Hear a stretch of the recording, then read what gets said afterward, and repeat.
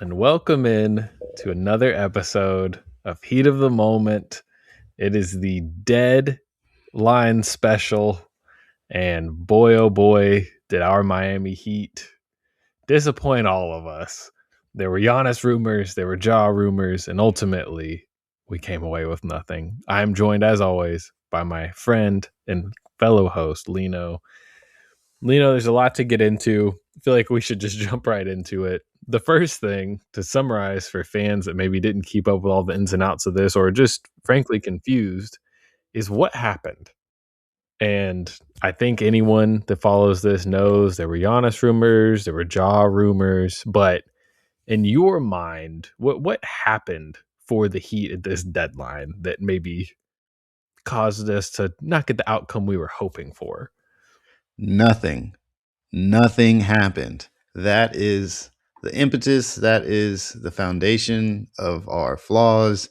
And that is what we can really expect moving forward from this franchise, apparently. A whole whopping load of nothing. Clearly, we came away from this trade deadline with no players, any kind of movement at all, besides the players we already had on this team, which seems to have established is not going to be very good by any, mean any definition of good you might describe. We don't really fit the bill across any particular statistic, and yeah, it's frustrating, disappointing, enraging. Even I was not feeling great going into this trade deadline. The stories do what the stories do as far as the national headlines. And I told myself not to get worked up about it. But, I sat there from the morning I woke up this morning to 2 p.m. Central Standard Time, just waiting for something to happen. And ultimately, nothing. We got nothing. And Yeah, to well, I'm curious summarize, to see how yeah, that the made you the feel. Heat were one of three teams to not make a trade at all. Of course, some teams made just money saving moves to duck the luxury tax or something. It's not like everybody made an earth changing move, but to literally be the only Eastern Conference team that did not make a trade is tough. And honestly, I thought this quote from Barry Jackson of the Miami Herald was telling because Barry, for my account, is the most plugged in Heat person. He seems to get direct information from the organization more than anyone else. And this is what he said after the deadline had ended. Quote, Miami went all in on Giannis, made everyone but Bam available, but it wasn't enough. They decided not to pursue Morant after much discussion. They ultimately stood by their core fundamental principle of not ever giving up on a season and trading players for future picks. They remain hopeful they can make noise in the playoffs. Now, Barry Jackson is a good journalist. And if you follow him, you can tell he's very frustrated with how the Heat are approaching team building right now. And I think this is very carefully worded to essentially enrage the fan base, not to instigate violence or anything like that, but it is to highlight, like, yeah, they decided they're not going to acquire any picks and they're just going to make noise in the playoffs, which, as we all saw, they made a lot of noise in last year's playoffs because they lost one of the most lopsided sweeps in NBA history in the first round to a team that I don't even think advanced past the second round. So all of this is very frustrating. Just to give a timeline for anybody that didn't follow it, the Giannis was the big name leading into this deadline.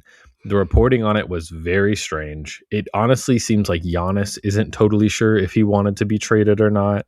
There was back and forth between him and his agent and Shams and Doc Rivers and the Bucks GM. It was all very confusing. But up until late in the night on February 4th, all reporting indicated Miami felt like they had a chance. They were working on different options. Shams Charania, I think, is now reported Milwaukee was looking for 5 to 6 first round picks for Miami. Maybe it's possible if Miami essentially would have liquidated every young player on their roster, maybe they could have gotten to that number, maybe not. But we're not sure if Giannis was ever truly available, if Miami would have had an amazing package. Or let's say a team like Houston or San Antonio that really has a lot of assets. If they would have come into play, would Milwaukee have actually done it? We can't really know that. A lot of rival executives don't think so, according to a lot of reporting. But what we do know, according, again, to Barry Jackson and others, is that late last night, the night before the trade deadline, Miami is made aware Giannis was not an option. Okay, so they went all in on Giannis. They made everyone but Bam available. You can say, oh, they should have made Bam available, but it doesn't make sense to trade for Giannis without Bam because then you're worse than Milwaukee probably, and he probably just leaves you and you have to go through all this. So that aside, they did everything they could, it sounds like, to get Giannis, and they couldn't. For me, it's really the 12 hours that followed that are the most frustrating because I agree, going all on Absolutely. Giannis, yeah, you put everything aside for that guy. That makes sense. But for the next 12 hours, we saw Golden State, who was a Giannis pursuer. They flipped Jonathan Kuminga. I mean, these aren't earth shattering moves. So they made a couple moves. We saw Minnesota add a good player in Ayo. They were another Giannis suitor. And I had convinced myself, along with a lot of reporting, that after the Memphis Grizzlies traded Jaren Jackson Jr., they would also trade John Morant for almost anything. And there's a lot of reporting indicating that the price had gone way, way down. And so I unfortunately convinced myself, well, if they don't get Giannis, they'll pivot to Ja, and that'll be fun and exciting. That doesn't happen either. Now Ja doesn't get moved at all, which probably tells us the price was too high that no one got him. But the point remains, the Heat didn't have a pivot.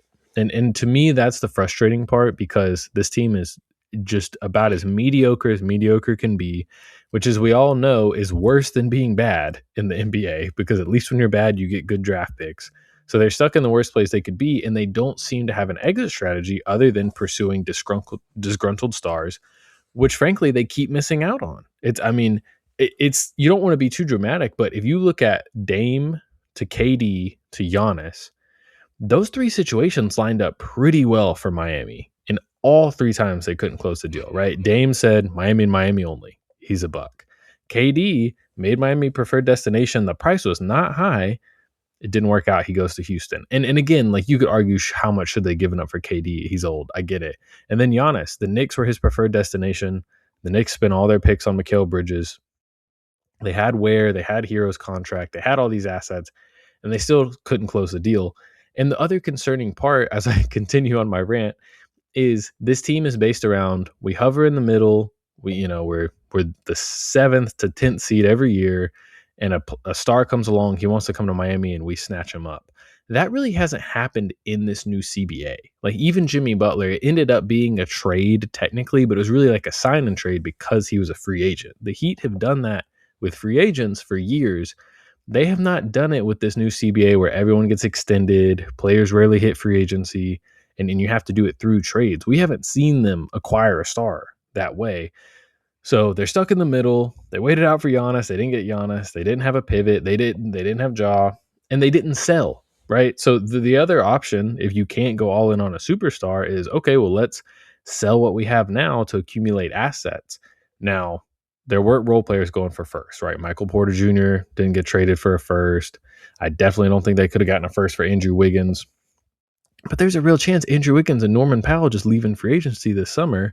So if the Charlotte Hornets are getting 3 picks for Kobe White, there's not 3 seconds. Sorry, for Kobe White, there's not a team that would have given us 3 seconds for Andrew Wiggins. I mean, I get from the Heat's perspective, like, oh, maybe that's not worth it. But those are the issues I think most fans are worried about right now. Is we still feel directionless. Do you agree with that sentiment, Lino? Yeah, I mean, you can't do nothing. The team's not good enough to make noise in the playoffs. They're good enough to maybe make the playoffs, make it out of the play-in. And that's only because, by God's grace, they put Miami in Florida and not Wisconsin or freaking Montana. Like, it's a good sign that this team is in the East because this would be a nothing team in the West. Not to mention that so many of these guys that could have come here that we did not want to trade our talent for went on to be on, really competitive teams. Things with Dame and Giannis got weird, but that seemed to be a worthwhile trade for them before the injury. KD, we didn't want to give up Ware. KD's on a title contender right now, doing great. And the player that we wouldn't sell on, we won't even play. Like what? We have no direction. We have no aim besides to be around. And that is a death knell for, I think, this franchise and for this front office. And I think everybody seems to understand that the Heat way, The Heat culture way of approaching free agency is not going to work under this new CBA. And yet, we've seen no inclination to make adjustments to the modern times and the modern situation, which is scary because we're going to miss out on a lot over the years, and we're just going to keep waiting until free agents become available. I can't even name a free agent that's supposed to be available over the next 2 years. Luka's all locked up. Giannis is probably just going to go somewhere else for the hell of it. Anybody else, like, is Shea Gilgeous-Alexander going anywhere? No. Is Anthony Edwards going anywhere? Absolutely not. So we're going to end up with probably a star that's not that good. And we could have done a myriad of things. But even if you're not going to go after somebody at that level, we don't have anybody in the building looking to make moves around the margins. We need help with shooting. We need help with defense in our guard core. Like, we need depth more than anything. If we're not going to sell pieces, we need to be buying pieces. We need to find a backup center. We need more backup wings. Like, those are things that you can accomplish in this trade deadline. All other teams just display that you can get marginal moves done in order to improve your situation. Like, even if they don't want to go all in on selling everybody, that's fine. You could probably sell somebody. Like, there's probably one player on this team who is not necessarily functioning in the way we need to. The Sixers, they traded Jared McCain. Probably not a good idea, but they got a pick out of that, and like, that's not a pick that's gonna help them right now, but that's something that they can latch onto, that they've made marginal moves in a direction. Well, and I'm glad you bring that up because I feel like that McCain trade pairs well with the Khalil Ware discussion because those are two guys that showed a lot of exciting promise as rookies, have had tumultuous second seasons, and one team has decided to hold on to Khalil. Obviously, he was made available to Giannis, but partially because of how the coaching staff, front office, whoever you want to blame, has damaged his value. It wasn't enough to get Giannis. We decide to keep him as the Heat. The Sixers, again, maybe it wasn't a smart move, but they at least acquire a first round pick for Jared McCain. They got, I think it was a 2026 Rockets pick. That's not going to be great. That's probably going to be in the mid 20s. But in my mind, I do wonder if Khalil could get you a first right now, is this the last time he could get you a first? We don't know when the last time Tyler Hero could have gotten you a first was, but it's not now. That's It was a gone. long time ago. It was Right. specifically last year. Like, Well, last year, you it's could probably have this sold past somebody. summer. Yeah, probably this past summer with 2 years left on his deal, coming off an All-Star season, and now there's no chance you could get that. And again, like the older guys, Norm, Wiggins, I don't think firsts were available for them. But if you could have gotten seconds for them, that's worth it because they're about to be free agents. You definitely don't want to pay those guys like long-term contracts because they're old and you're not good. So what is the pivot then? And additionally, another thing you alluded to is at least if you trade Wiggins, who I like and is helpful, maybe too helpful because we probably want to be worse than we are. At least then you open up more playing time for guys like Pella and Jaime and even Nico to develop. Like right now, we have Davion Mitchell, Drew Smith, like Kasper Shakachonis is having a fight for minutes with these guys when they're not going to be a part of the next good Heat team, but maybe Kasper's could be, or could at least be a part of the trade package for that next player. So this is again the issue with if you don't have a direction other than win the play-in tournament, you stunt your trade packages and you don't really give fans anything to be excited for. Yeah, and that's the thing, is I just don't buy this BS about wanting to make some noise in the playoffs. We did nothing at the deadline that indicates we want to make noise in the playoffs. We've done nothing with this roster, with this lineup, and with the way we play basketball that says we're going to go be effective in the playoffs. We have Yes. a gimmick offense. We have a defense that does not, while it's ranked well, there's still teams that come into our building and blow us out by 20. There's still Right. teams that average scoring 130, 140 points on us. Like, we do nothing that indicates that is actually our motivation. Like, I have a you great can't stat just say for it. you. This Let's is hear it. from Frankie G on Twitter at IB Frankie G. Since 2016, 10 years ago, 10 years, the Miami Heat have won 3 playoff games, not series, 3 playoff games without Jimmy Butler on the court. So as a fan, when I hear it make some noise in the playoffs and 22 is not on this team anymore, you don't have the miracle worker, it's insulting to my intelligence. I've You I've you you texted today about this, and like there's so much delusion that I'm starting to realize is within our franchise, and it's kind of devastating. But Gabe Vincent just got traded for like what, a bag of chips. Yeah. They I had to even got attach a waived. second to get Luke Yeah, Kennard.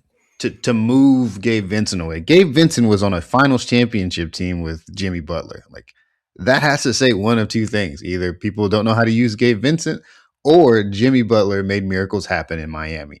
And if I was a betting man, I'd go with the latter. Right. And that's the thing. And listen, Spo and Bam contributed to those runs a lot. I'm not trying to discredit those two, but we've also got a pretty good sample size of those two without Jimmy, and they can't do it by themselves. They need a guy, which again, I support the Every team needs a guy. That's not yeah, unique to the Miami Heat. Like exactly. And I support the front office going after Giannis. They're trying to get a guy, but once you know you can't, what is the point of just perpetuating the status quo of this season? This team hasn't won 2 games in a row this year. I don't think since December. I think they've just lost and won and lost and won over and over again, sometimes against good teams, sometimes against bad teams. And here's the other concerning part: we're about to enter silly season of the NBA. The Pacers made a trade today. They're about to tank hard. The Wizards, the Jazz, all these teams are going to be tanking super hard. The Heat are probably going to have a pretty decent record to end this season. Guess that's what that's going to get them. Probably the 18th, 17th pick in the draft and a first round loss in 5 games max. So what did you keep Wiggins for? Honestly, just as a favor to Wiggins, you should have tried to consider to get him. I mean, he's been great throughout all this. He deserves to go play for a good team. Like, I mean, if the Lakers would have given us Rui and Connect and nothing else, maybe a second, it'd be worth considering. I mean, what would it have changed? We win 3 fewer games. It would have been harder to watch, sure, but again, it's it's not like like it's easy to watch right now. Like that's the I thing. just don't care that we can sometimes pop off for 135 points. That was all fun and great in October. We're done with October. We're done with 2025. Like 2026, we are here. We are not good enough. And had to. We had to make changes at this deadline, even just to show a sign of life, even as just to throw a bone to the fan base to say, hey guys, we're not asleep up here. Like we're doing something. We're trying to make moves. And I understand that the Giannis thing didn't work out. Giannis was being very strange about the situation. The Bucks are not our friends as a franchise, and I do think the fan base does need to realize like these other teams do not want to cooperate with us. Nobody wants to see Miami Heat be a juggernaut in the league again. That's not in their imperative to help us out or throw us a bone. Like, if they don't like the package, they don't like the package. Like if we made everything available except Bam, then that is what it is. And they still didn't want it. Fine, but any smart organization would have had several backup plans ready. Any smart organization would have established whether or not they were going to trade Giannis 2 days ago. There's no reason to wait until the 12th hour. Like And in that, and this, I hate to sound a little conspiratorial, that almost makes me feel like the organization is, I don't, tricking the fan base, I guess, because I'm like, you we're supposed to believe you guys just waited till the final hour to be like, oh well, not getting Giannis. Let's see what we can do. All the reporting says most teams didn't even think they could get Giannis. Golden State and Minnesota, the two other main suitors, were able to accomplish some other moves. So I'm like, how did you end up doing nothing? Unless, again, like the KD thing, like all these other situations, the Heat at least allow us to believe they're more in on these guys than they actually are, because at least for the time, it appeases us, right? We're like, oh, we could get Giannis. We're looking at all the jersey swaps. It's so exciting. When at the end of the day, the only actual information we've gotten is Miami didn't acquire a star. Miami didn't acquire a star. Miami didn't acquire a star. So at what point are we supposed to be like, okay, well, then if it never happens, was it actually ever even possible? That's what I keep struggling with. Yeah, it's frustrating. I will, like, in an effort to soothe myself from just being frustrated and miserable all the time. A few things I like want to remind myself and the fan base is that midseason trades are some of the least effective trades when it comes to impacting a season right now. Great way to impact a season in the future and to collect things or get rid of contracts, like to set yourself up for the right moves in the future. But I don't think there's anybody we brought in that was going to help this season. And so with that, like, we've brought in players at the deadline before, didn't really do much for us last year. It doesn't do much for most teams historically. Like, there's not a lot of, especially once you get past the trade deadline, the buyout market, there's like nobody that's ever helped a team from the buyout market. So it's like, it's fine out of the context. Like, it's fine that this team is what it is.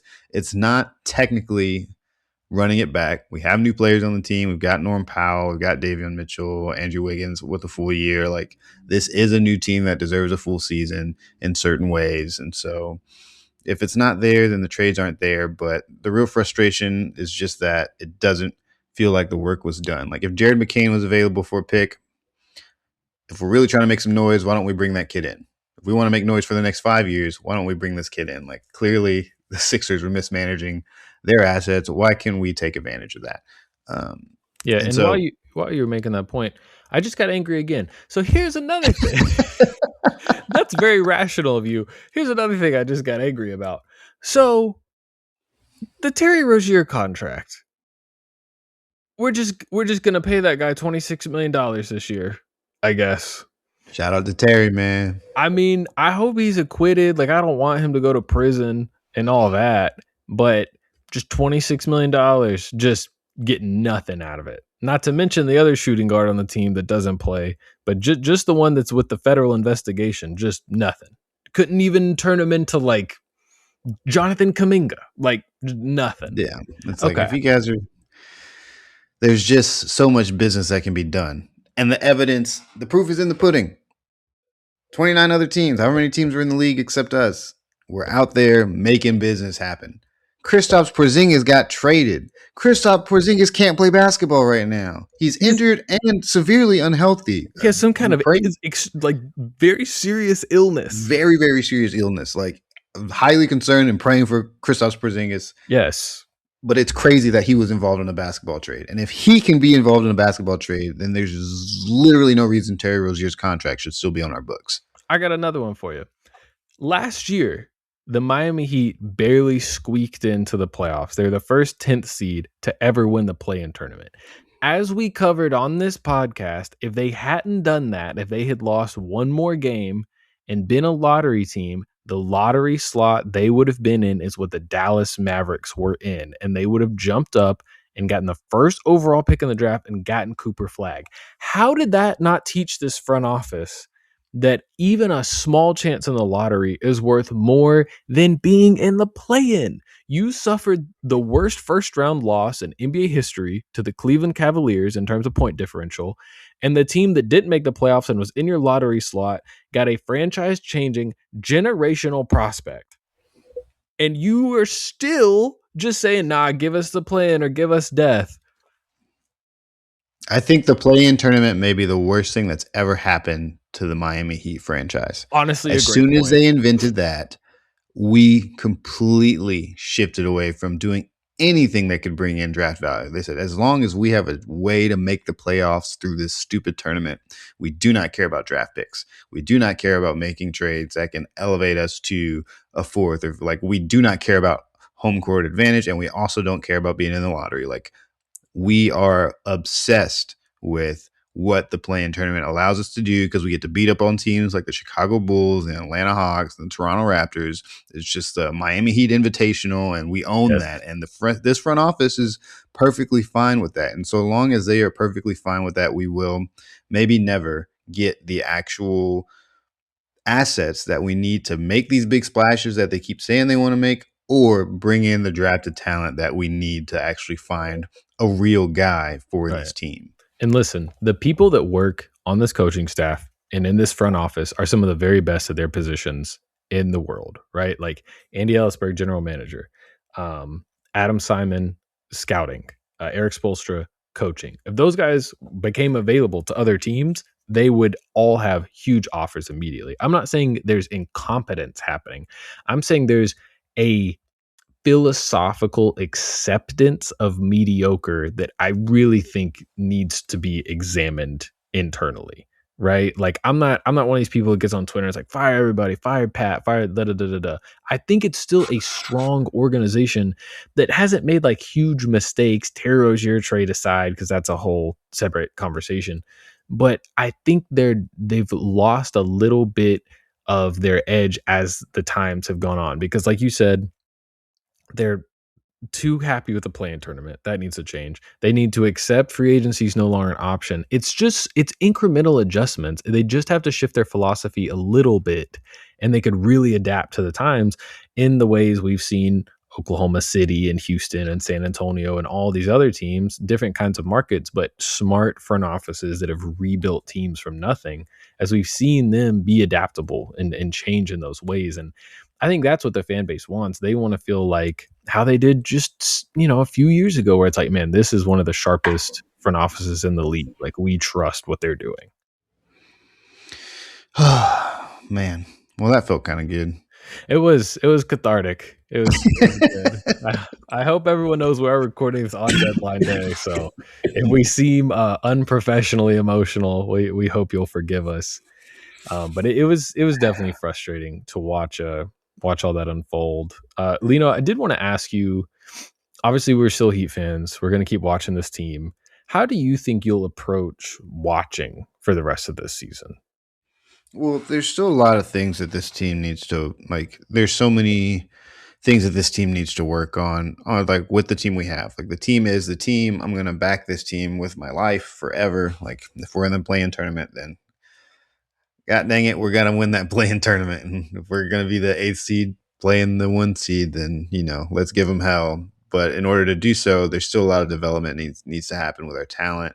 Uh, mainly keeping an eye on this Kalel and Spo situation is probably the number one thing. Like, is this guy going to get a chance? Is Spo going to really figure out what he's trying to do and how he wants to, lead this individual? Like, how is he going to coach this guy? Like, it's his job to get the most out of him. And if he genuinely wants to look at us in the face and say that him playing 17 minutes a game is getting the most out of his development, then we'll see. But it's something to keep an eye on. What Tyler Hero is going to bring to the table. Hopefully he comes back and plays basketball again at some point in time. Hopefully he gets fully healthy and we could use him, because we are dwindling at the guard spot. And so could be best case scenario now. The flip side in the fall was we were really good and then he came in and things got really messy. Things are pretty bad right now, and this is an opportunity for him to come in and show his value. So, and I do think he's capable of that. And so that's something to keep an eye on. And then, seeing how consistent Bam's going to play. He's really turned a corner, I think, in this past month. And if he's going to sustain that, then that's something we can build upon. And I think that's something that the other guys can build upon too. Yeah, I think all those are good points. It's honestly is a similar conversation to what we had in the beginning of the season, which it's not going to be a year where we're a great team.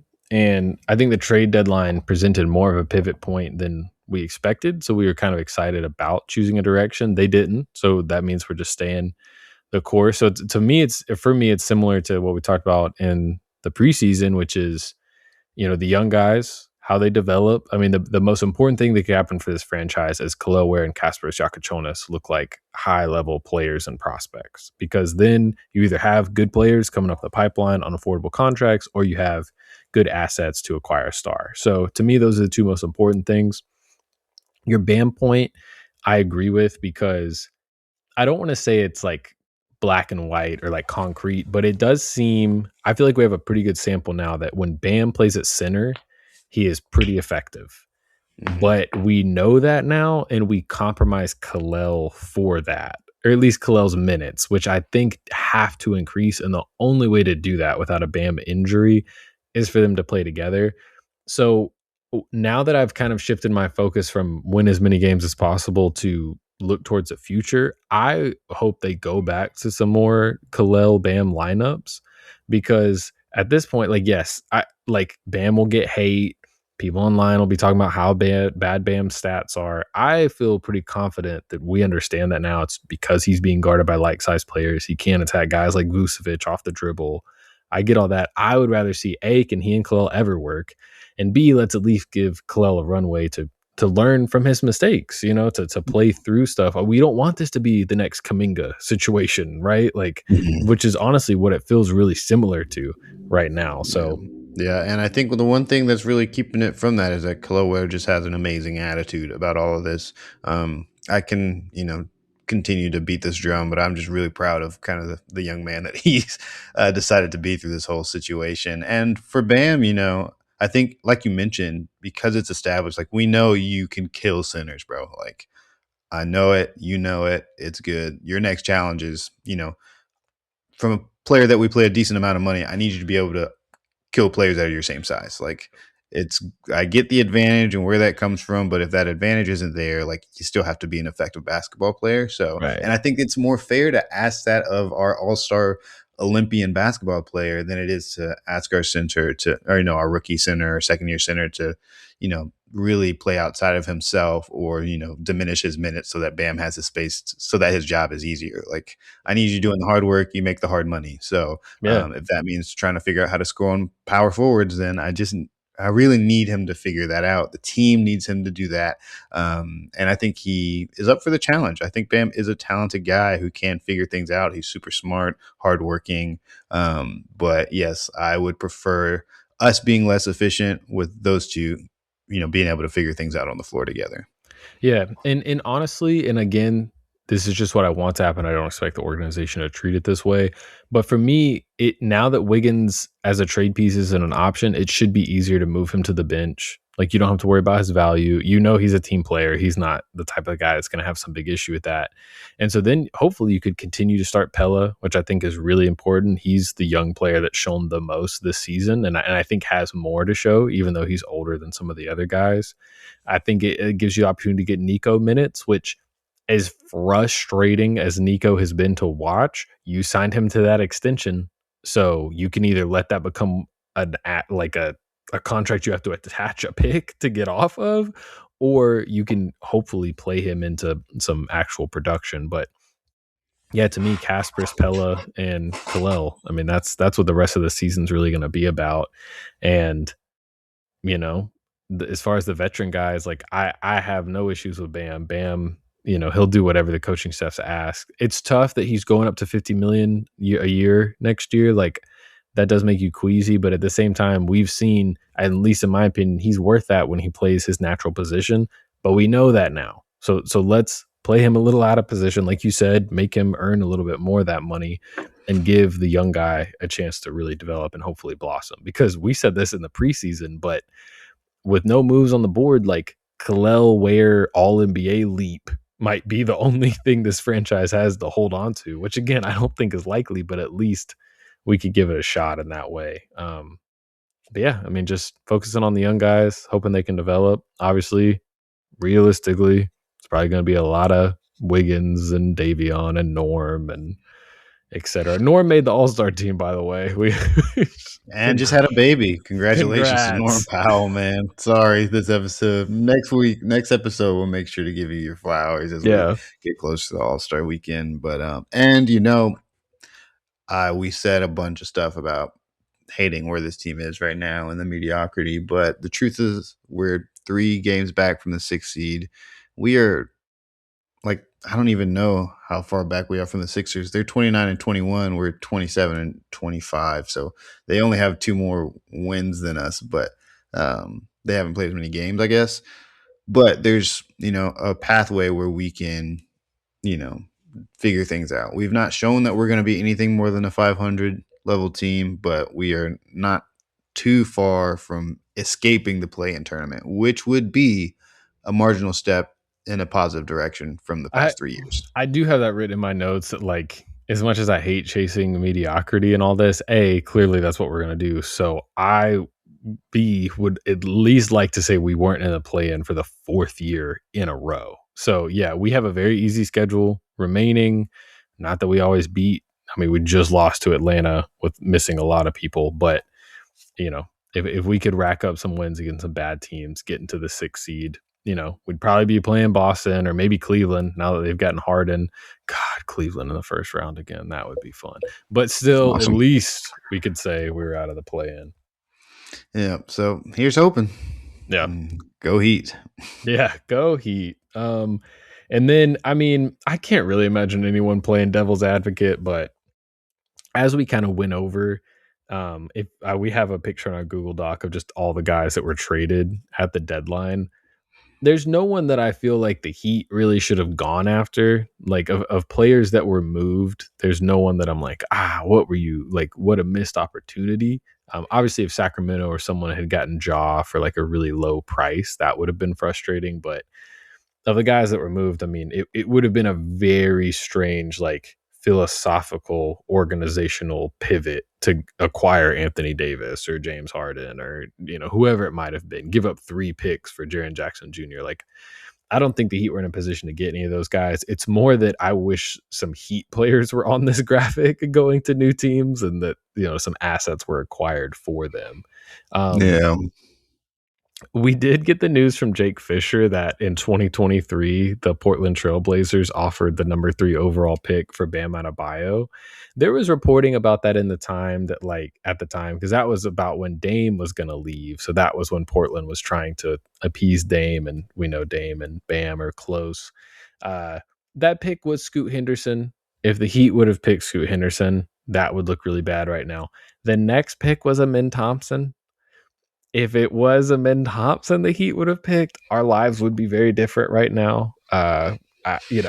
Again, we can do the almost drafted all day, but that was just like a little bit of news that got dropped in there that we'd never had confirmed that the number 3 pick was available for Bam. But yeah, Jimmy Butler and Amin Thompson, that would have been pretty cool. A lot of fights, I can imagine. Yeah. A lot of fights on the court. Yeah.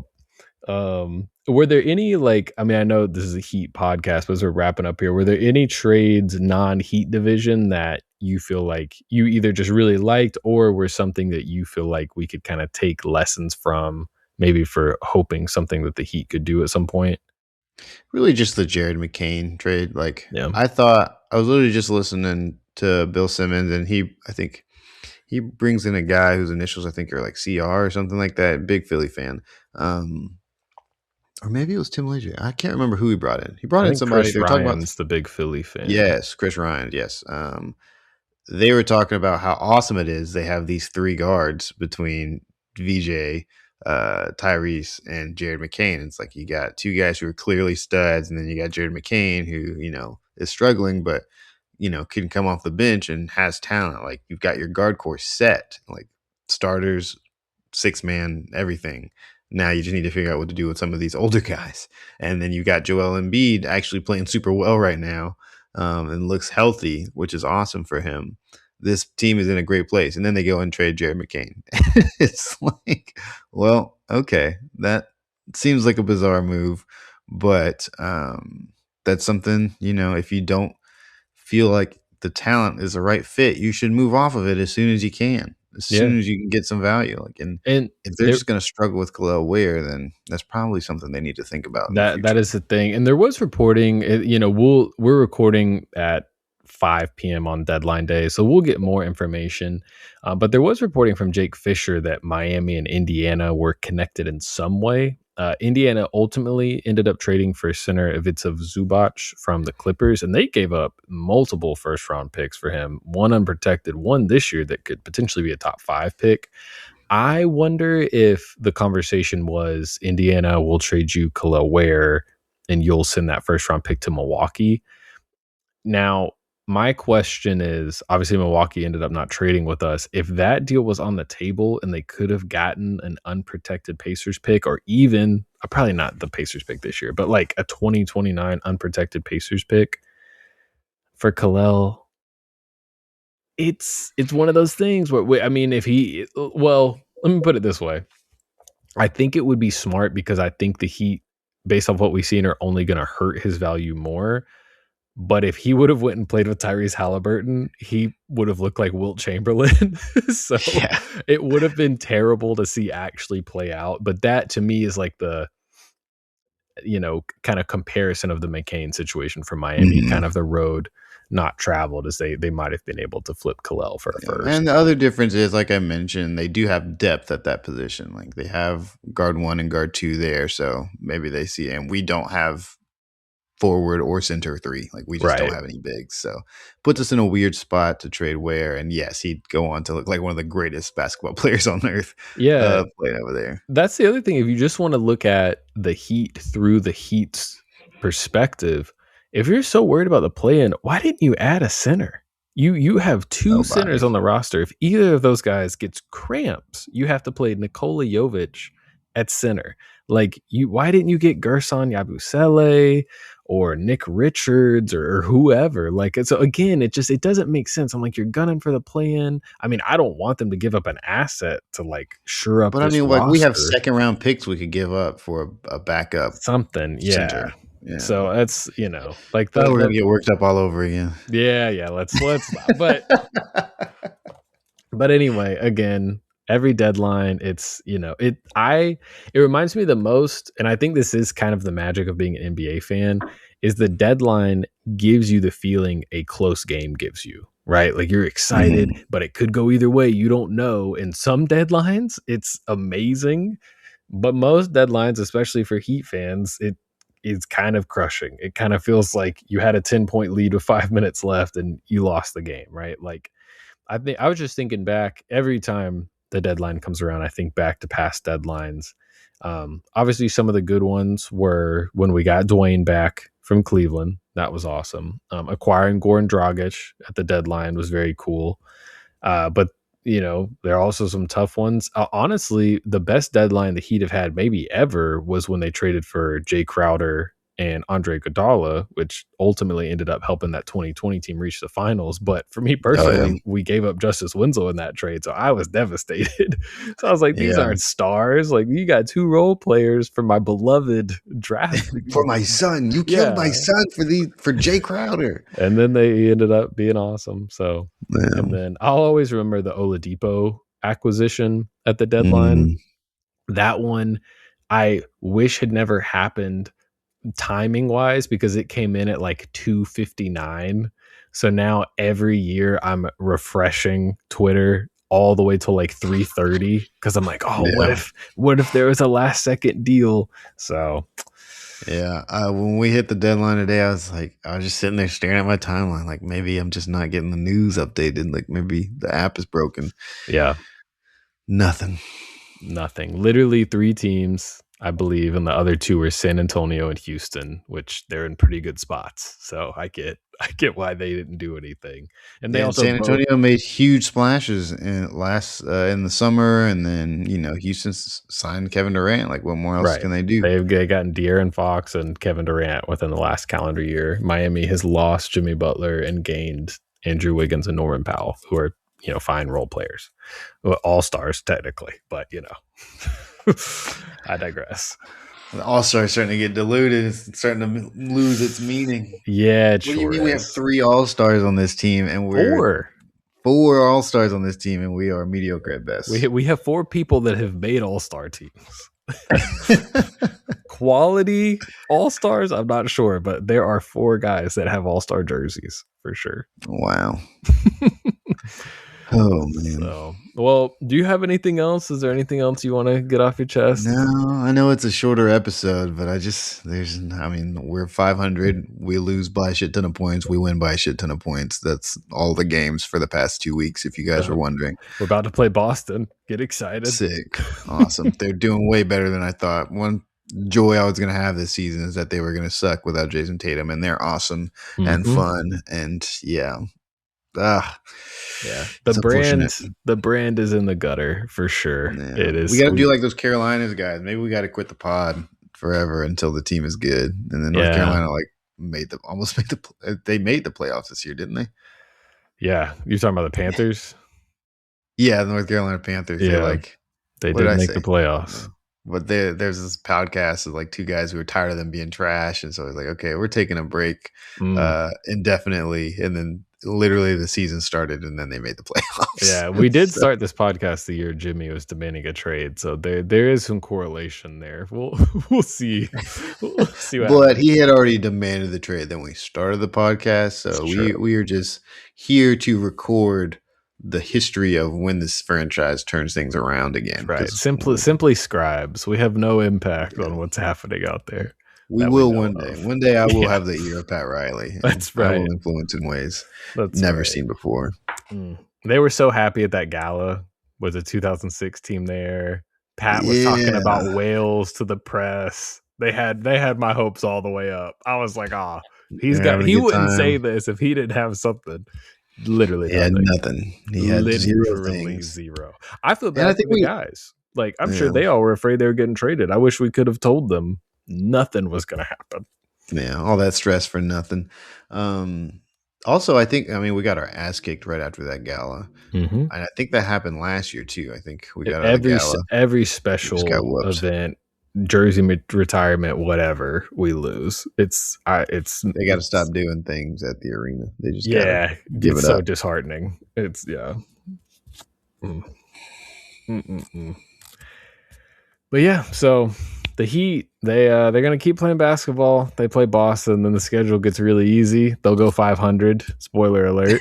And we'll We'll win see. some, we'll lose some. Yeah, we'll see you guys in the plan. But no, we'll continue to record. We'll probably talk a lot about Kasper Jakachonis bounce passes and Pelle Larsson getting hit in the face, and we'll keep persevering. And we'll probably do the Giannis thing all over again this summer. Maybe Cleveland flames out. Donovan Mitchell's in the same contractual situation as Giannis. He might not extend and demand a trade. We'll just keep revisiting all those old names, and maybe one day one of them will work out. But until then, for myself, Micah, my good fellow host and friend Lino, thank you for tuning in to Heat of the Moment. We would love to hear any comments, negative or otherwise. I'm sure everybody has a lot of angry things they want to say, just like we did. So please comment. We'll try and respond to any of them we can, either on YouTube, Spotify, wherever you're checking our podcast. We appreciate you all for listening, and we will see you next time.